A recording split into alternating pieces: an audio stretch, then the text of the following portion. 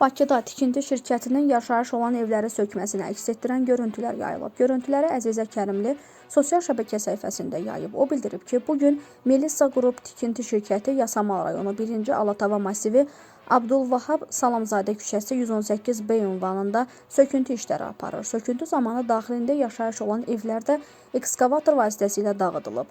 Fövqəladə Hallar Nazirliyinin mətbuat xidmətindən sorğumuza cavab olaraq bildirilib ki, 112 qaynar telefon xəttinə Bakı şəhəri Yasamal rayonu ərazisində vətəndaşın dağıntı altında qalması barədə məlumat daxil olub və dərhal Fövqəladə Hallar Nazirliyinin xilasediciləri əraziyə cəlb edilib.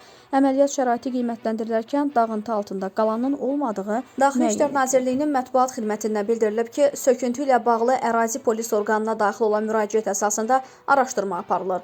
Söküntü dayandırılmaqla tikinti şirkətinin nümayəndəsi polis bölməsinə dəvət olunub. Hazırda araşdırma davam etdirilir. Kim oradan? Hay tamam.